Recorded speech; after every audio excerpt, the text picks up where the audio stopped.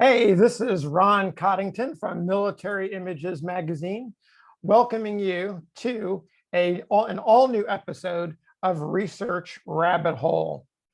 Research Rabbit Hole is sponsored by Military Images Magazine, which has been around for more than 40 years. We're the only magazine in America that is solely dedicated to Civil War portrait photography.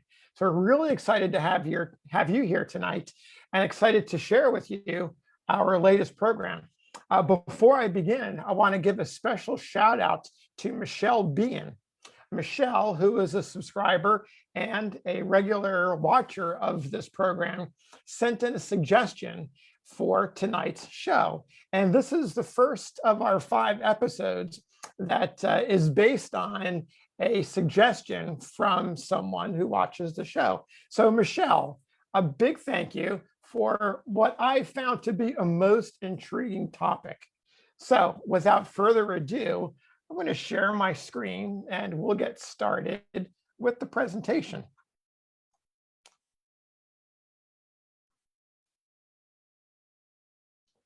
All right, so those of you who saw the teaser know the title, Glass Plate Greenhouses. And I gave you a little bit of a setup for it, but not much beyond that.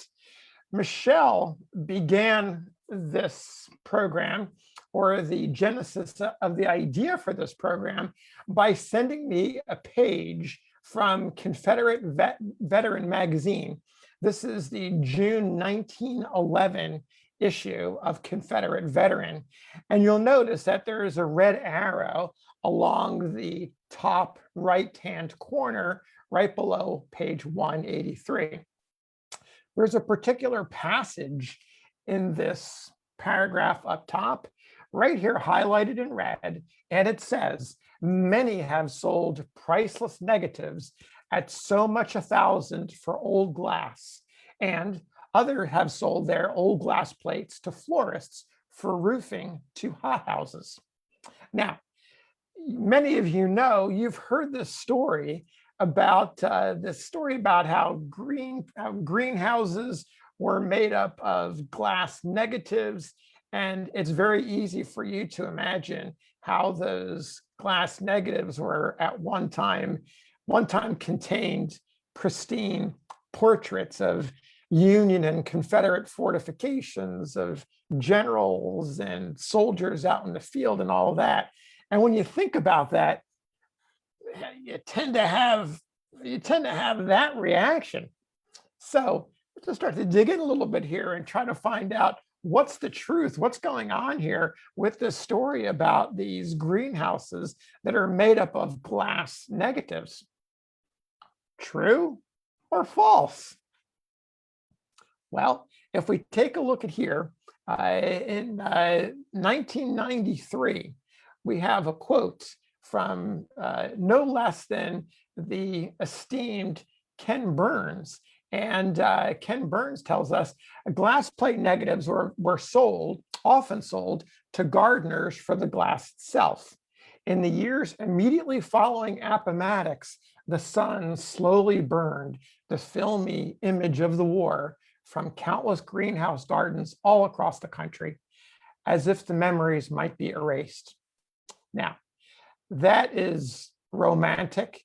It is, gosh, it conjures up those thoughts of the history of a nation that is scattered about the countryside in greenhouses, and there they are slowly melting away. The great irony that these images that are created by the sun, by these sun artists, are eventually victims of the sun. We have this handbook from 1998, just a few years later, the Darkroom Handbook, that adds to or furthers, I guess, what Ken Burns said. The history of photography is replete with stories of valuable negatives being destroyed. Goes on to say, many Civil War negatives on glass plates, including some Brady negatives of Lincoln, were recycled into such useful items as greenhouses. Wow, if Ken Burns is suggesting that these greenhouses of full of negatives disappeared. Here we have seems like some a solid fact or a statement based on fact that involved in this destruction were Brady negatives of Lincoln. You can imagine all the other images that were lost in this way. Now, my friend Bob Zeller, he's president of the Center for Civil War Photography and an author of numerous books. You probably know him best for the 3D series.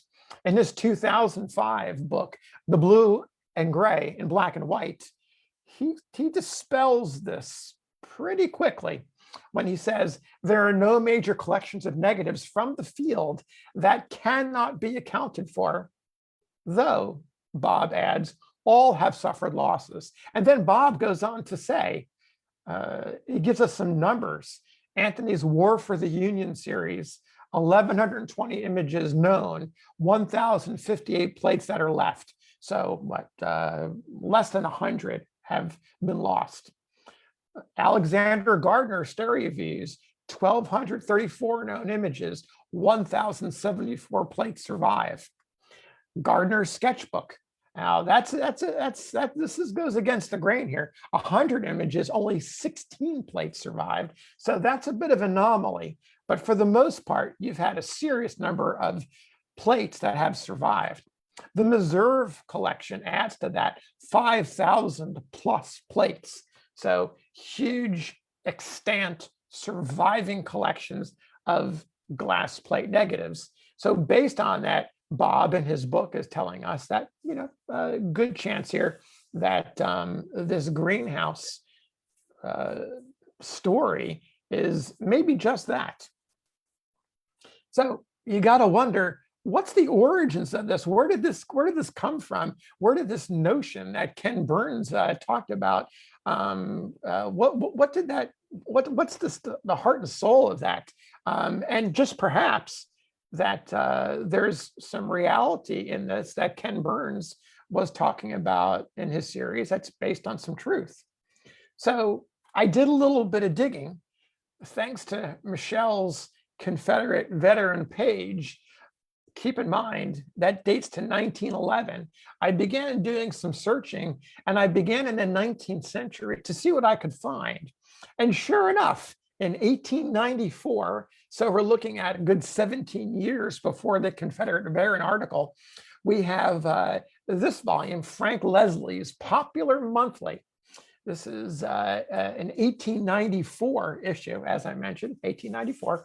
And there's a story in this particular issue called The Victim Photographer. And the subtitle is "Two Negatives Do Not Make an Affirmative."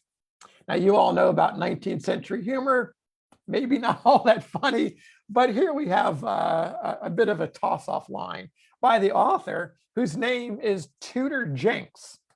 Now, my first reaction is Tudor Jenks. It's an unusual name for the 19th century.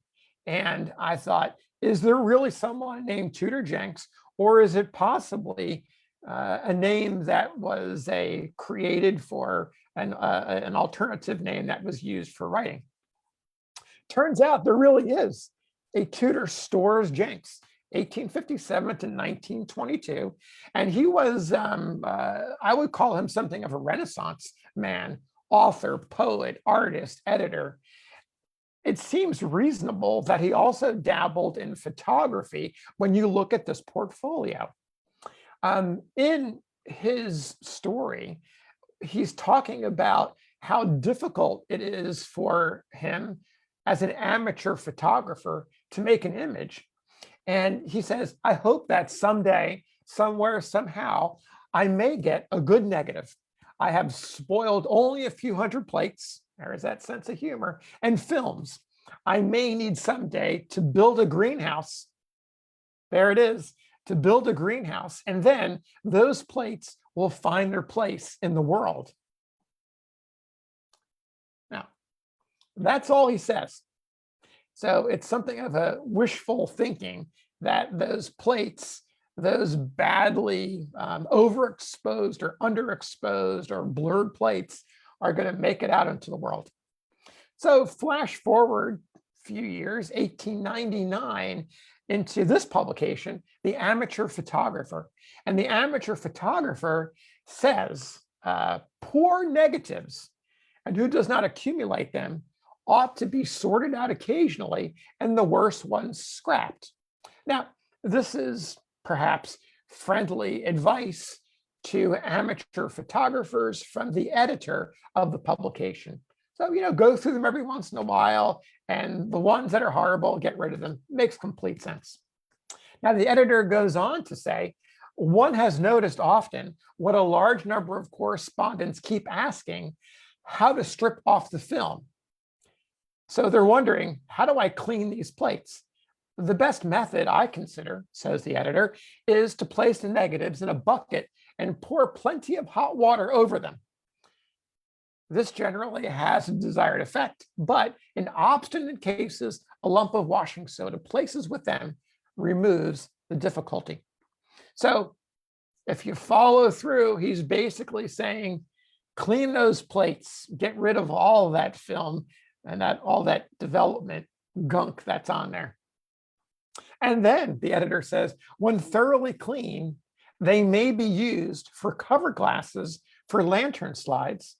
We're not talking about lantern slides tonight. That's a whole program, several programs within itself, but they may be used for lantern slides, or even, as I have seen in some cases, for glazing a frame or greenhouse.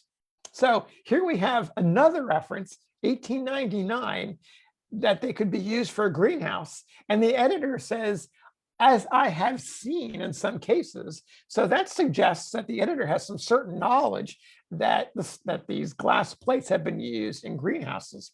However, we have to at least put some weight under the idea that those plates may have been cleaned before they were put in the greenhouse. Now, let's come up a couple more years. 1902, going to take you to London and the Photographic News. Photographic News has a story on buying old negatives. And our good London editor says, one of our readers writes asking for the name of a firm who buy old negatives. There is widespread notion that old negatives have a commercial value. It is a great mistake. Interesting. Negatives of large size might indeed be used to glaze a cucumber frame or a small greenhouse. There it is again, using it for a greenhouse. But the editor says, no amateur has such negatives, which is a reference to perhaps the larger negatives that would be needed for a pane. Now, our helpful editor goes on to give us some new information here, speculative at best. What started the notion, the editor says, we're not quite sure. In the old wet plate days of photography, when photographers had to take their own plates and use them while the emulsion was still wet upon them, it was a common custom to clean the film from the discarded negative. Now, that takes us back to the amateur photographer, clean that film off the negative and use the glass over again for another purpose. Possibly, the editor ventures, that is where the idea came from, the value of the glass. Now, the editor is going to take us to the United States. There was a time, we believe, when some American firms used to buy old negatives for the sake of the glass. But those days, before our enterprising cousins, the editor says it's perhaps a little bit of snobbery, had learned to make their own glass, and when they paid high for European manufacture. So he's suggesting that a lack of glass in the United States may have contributed to this need for photographers to make a little bit of extra cash from those negatives. The editor points out these days, or those days, are gone, even in America, even in poor old America. And the photographer who has worthless negatives will find the ash bin the best means of getting rid of them. So It's bad enough that they could have been in a greenhouse, but this editor is just saying, toss them into the trash bin. Oh my gosh. Now, an unexpected turn of events. Let's go to 1911. This set of volumes, I know all of you students of the Civil War, you know this set of volumes. Francis Miller's 10-volume photographic history of the Civil War. Here they are, pristine condition. Why, you wonder, am I taking you here? Well, I want you to meet one of the editors of the 10-volume series. His name is Roy Murdoch Mason. Born in 1879, son of a Union captain, Roswell H. Mason of the 72nd Illinois Infantry. Roy goes on to college and graduates in 1902 from Yale. Now, if we go back to Michelle Behan's Confederate veteran page, you're going to see the source of this quote is, guess what? It's Mr. Mason. It's Roy Mason. Now, Roy is sent by Francis Miller on a 4,000-mile trip to 40 southern cities. Why is he going there? To gather original Confederate images for the photographic series. Now you got to wonder, why did they send him? What was going on? Well, here's the deal. Miller's New York office was getting hit with all kinds of relics. They put out the word they're looking for images to populate these books that they were going to do. And there's a great quote. Roy, in fact, tells his story in 1913, 2 years after the series is published. Roy writes a story about about his experience, about his adventure going through the South. And in his own words, he says that the office in New York was deluged with sketches, bits of bunting, bullets, billets with bullets embedded in them, parts of a balloon, buttons, and postbellum photographs. Now, he goes on to say, the personal touch became necessary, the presence of a man on the spot who could tell at a glance whether the photograph was one that was wanted, one that history lacked, or a duplicate of the vast collection already in the hands of the editors. So he's off on the dream mission. You and I, and just about anyone else who appreciates Civil War photography, imagine, go back to before 1911, and Francis Miller says, sir or ma'am, I want you to go on a 40-city tour and hunt down and find all those photographs. As Roy said, chasing a shadow 50 years old. Now that's poetry. Well, when he started to go into these cities, what he encountered at first from the individuals was an attitude that I sum up as no can do. Here's the excuses he got. No, there were no photographs taken in the Confederacy during the war. We were too poor. Where would we get the chemicals? Every able-bodied man was at the front. We were too busy shooting Yankees to photograph them. This is what Roy was hearing when he was visiting cities. Now, that's just in the beginning. Roy went on to have amazing success going through Maryland, Washington, D.C., Virginia, South Carolina, Louisiana, on and on and on, Tennessee, all over the place. Turned up a number of images, including this. This is maybe one of the, at least in my mind, one of the most iconic images that we all owe Roy a pat on the back for getting past all those initial excuses and finding some genuinely amazing photographs. What he also says, and this is specific to you, the collector of Civil War portraits, listen to this.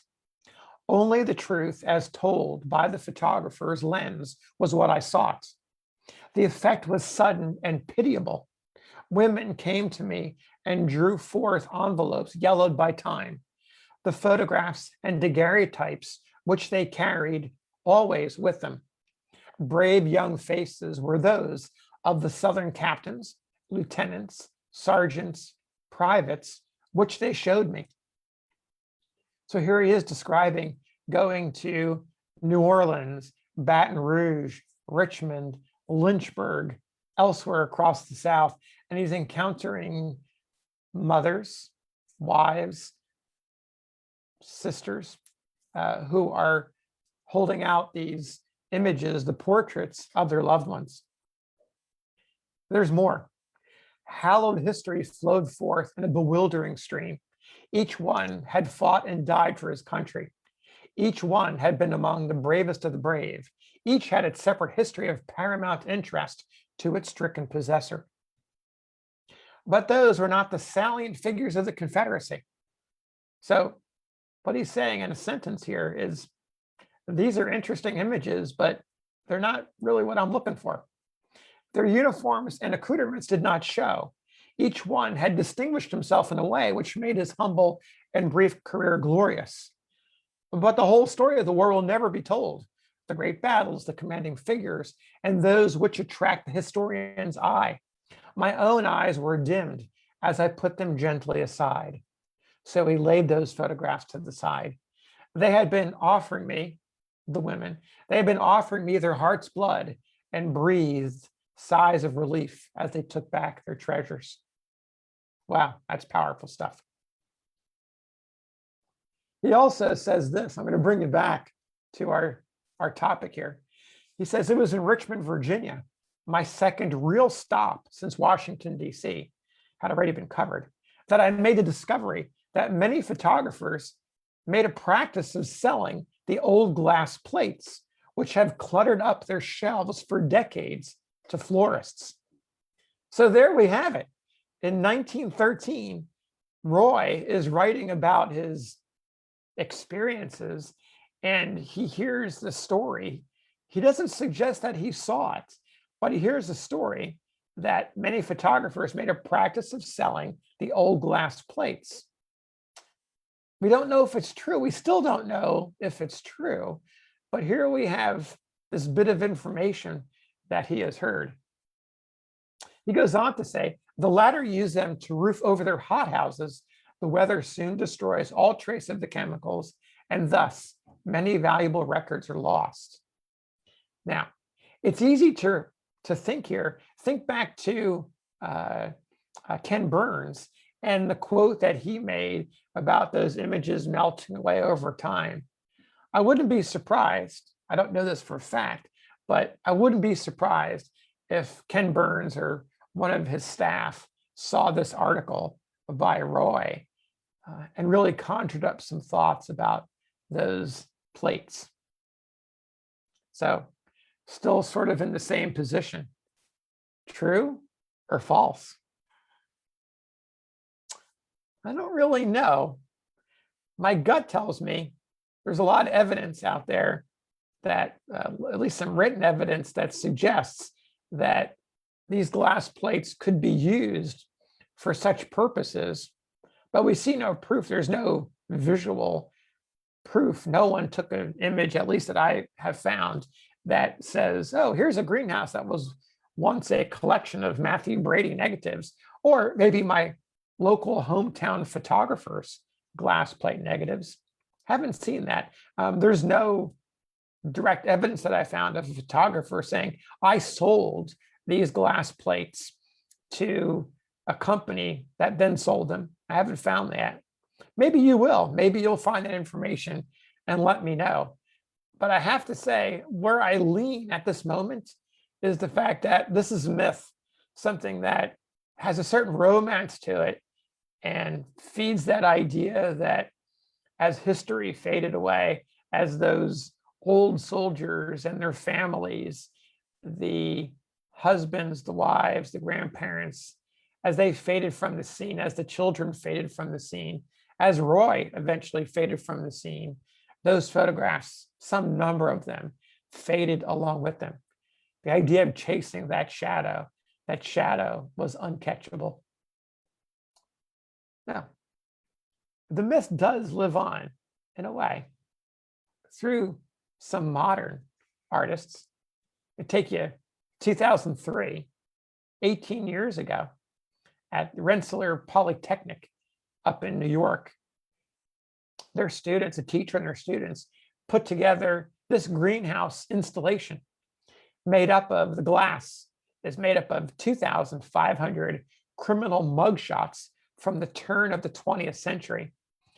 I'm not exactly clear how they created this installation, but it appears to be in a museum type location, clearly protected from the elements.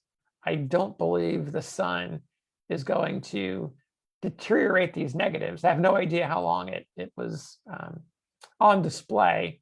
I don't know if it occurred any serious sun damage, but there you have a greenhouse from 2003 made up of mugshots from the turn of the 20th century.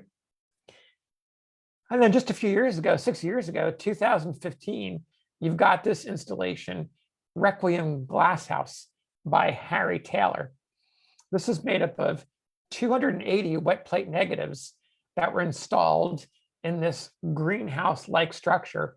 It's not a functioning greenhouse, nor was the one from the Rensselaer Polytechnic, but it sort of plays off of that idea, particularly this one by Harry Taylor, because Harry tells us that in a quote that appeared in a newspaper. Harry says, "It plays on the myth that Ken Burns perpetuates that Matthew Brady's images ended up as greenhouse glass." So there you have it. We'll leave you to decide what you think. I have a feeling, though, as I mentioned earlier, that it's a myth that was perpetuated. So thanks for tuning in to this episode. I hope you enjoyed it. If you are a subscriber to Military Images Magazine, I give you a tip of the cap and a bow.